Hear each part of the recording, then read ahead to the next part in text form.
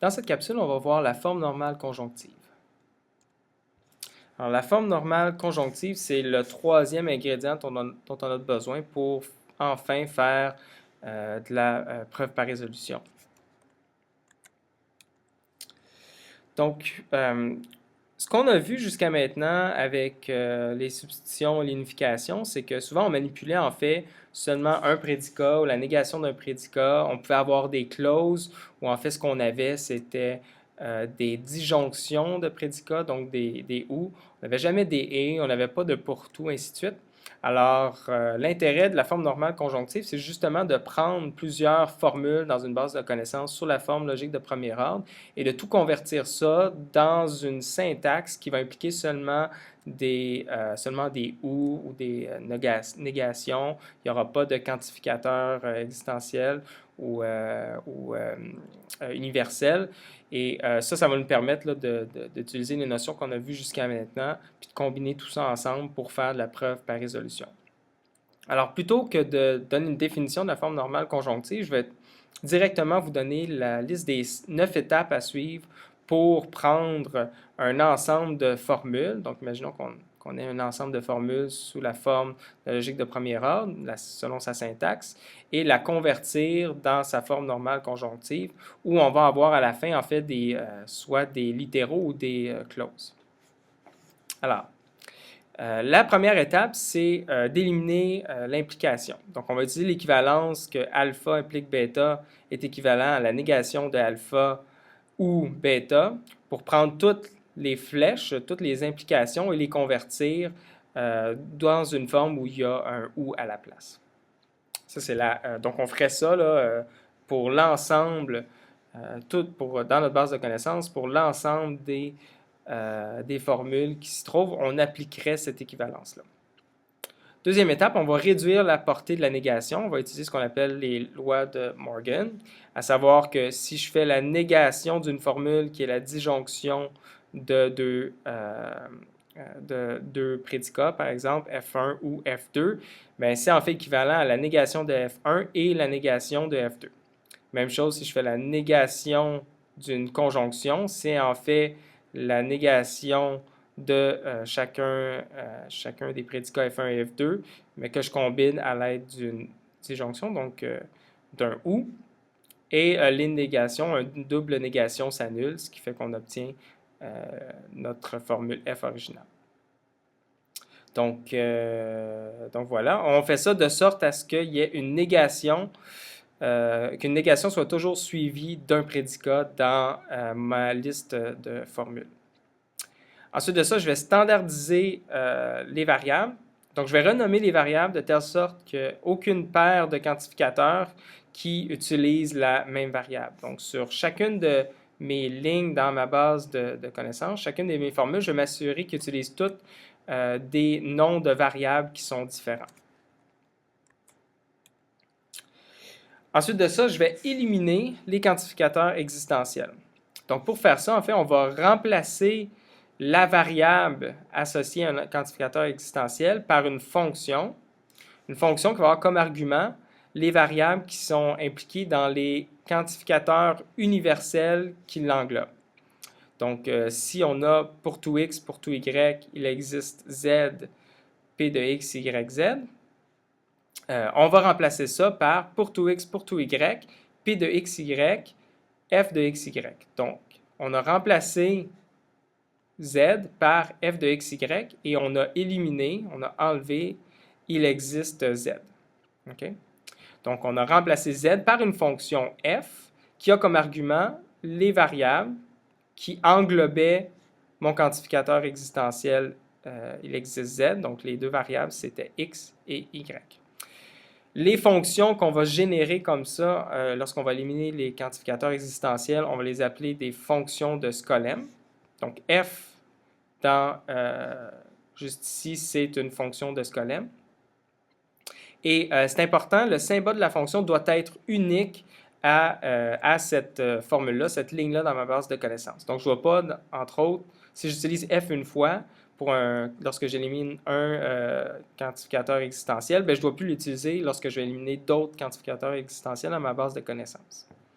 Et finalement, s'il n'y a aucun argument, c'est-à-dire qu'il n'y a pas de quantificateur universel englobant, je vais juste utiliser une constante. Donc, il existe x tel que q de x, bien, je remplacerai ça par q de a. Donc, j'éliminerai x puis je le remplacerai par a, où a serait une constante. Donc, en fait, pour être plus clair, je devrais utiliser une lettre majuscule si je veux continuer à utiliser la notation que j'utilise jusqu'à maintenant, le standard que j'utilise.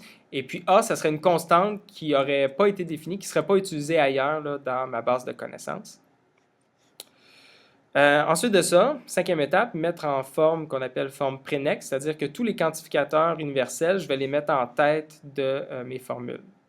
Donc, si j'avais alpha implique pour tout x bêta, en fait, j'aurais plus d'implication. Donc, si à la place, j'avais négation de alpha ou pour tout x bêta, je prendrais le pour tout x puis je le mettrais au début de ma formule.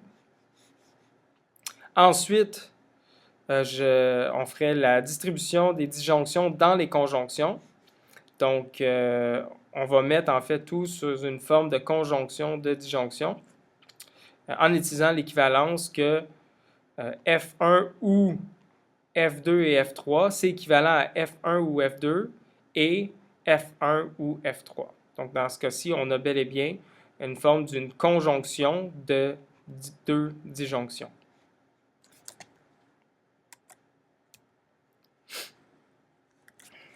Ensuite de ça, on va éliminer les symboles des quantificateurs universels. Donc, tout ce qu'on fait, c'est que s'il y a un pour tout x, ben, je vais juste enlever le pour tout simplement. Ensuite de ça, on va éliminer les conjonctions, donc les « et ». En fait, ce qu'on va faire, c'est qu'on va générer des clauses séparées. Si on avait P de x et Q de x, ben, je générerais deux lignes séparées, P de x et Q de x. Donc, j'aurais deux lignes séparées dans ma base de connaissances. Puis ensuite de ça, on va standardiser les variables. Donc, on va renommer encore une fois les variables de telle sorte qu'il n'y a pas deux clauses différentes qui aient les mêmes variables. Donc ça pourrait... On a déjà fait ça avant, mais là, vu qu'on a pris des conjonctions et qu'on a généré à partir de ça des clauses séparées, on pourrait avoir, comme dans le cas ici, deux clauses différentes avec la même variable. Alors là, on utiliserait des noms de variables séparés. On pourrait ajouter un 1 ici, puis un 2 ici, par exemple. Alors ça, c'est les 9 étapes pour convertir sous forme normale conjonctive. On va regarder un exemple maintenant où on va appliquer l'ensemble de ces règles-là. On va prendre notre exemple de Rome où on avait toutes les formules suivantes sous forme de logique de premier ordre. Et là, on va les convertir sous la forme normale conjonctive. Donc, on va commencer par éliminer l'implication. Alors, ici, pour la première formule, on n'a pas d'implication. On n'en a pas ici non plus. Ici, on en a une. Et là, ce qu'on va faire, c'est qu'on va prendre la négation de la partie gauche de l'implication et on va l'unir avec la partie droite avec une disjonction, un ou. Ici, on n'en a pas. Ici, on n'en a pas. Ici, on en a. Donc, on va prendre la négation de Romain ou et on va prendre ensuite cette partie-là. On va l'unifier. Donc, pas l'unifier, on va la combiner. Vu que c'est aussi une disjonction, on n'a pas besoin de parenthèse.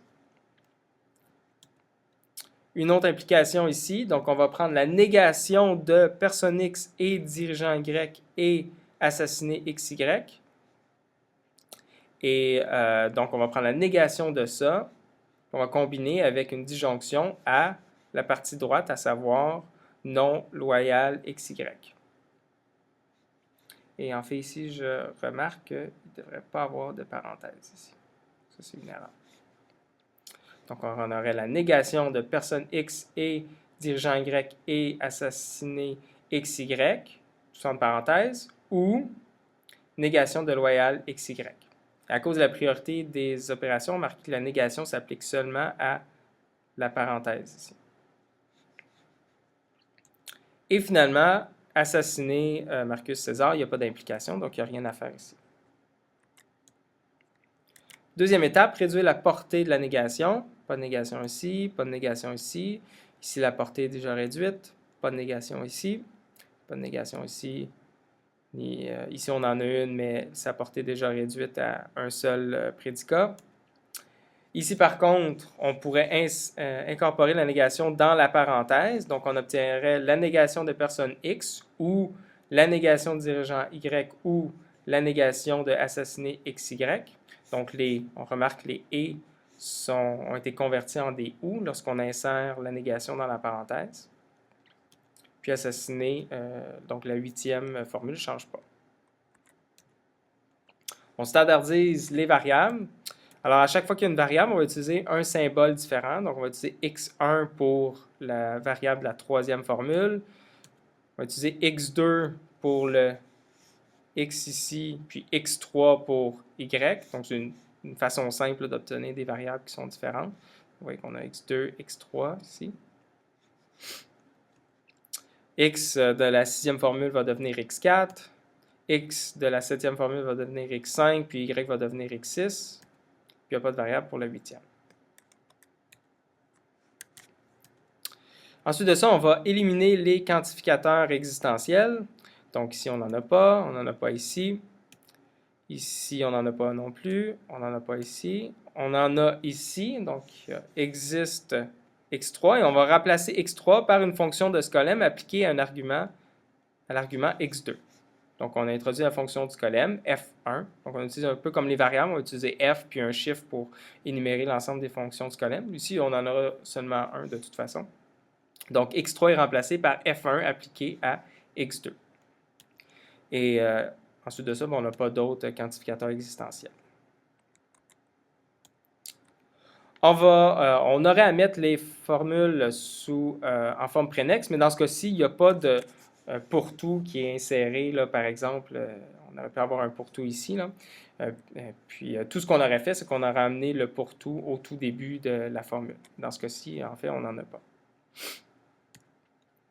On va distribuer les disjonctions dans les conjonctions, mais encore une fois, ici, on n'a pas à faire ça, c'est-à-dire qu'on a déjà dans une forme où on a seulement donc, on a toujours, si on a en fait des conjonctions, c'est des conjonctions de disjonction.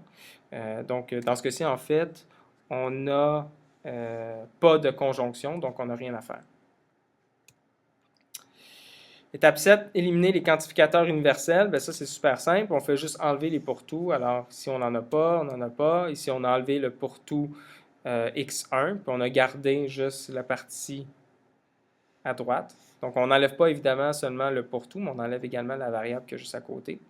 Donc, ça nous donne la négation de Pompéien x1 ou Romain x1 seulement.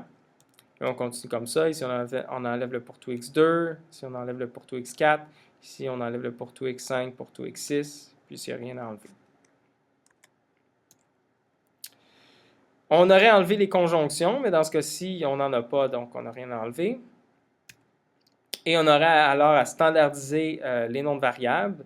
Donc, si on avait enlevé des conjonctions, on aurait eu des variables qui auraient été présentes dans plus d'une ligne, mais dans ce cas-ci, ce n'est pas notre cas puisqu'on n'avait pas de conjonction à enlever.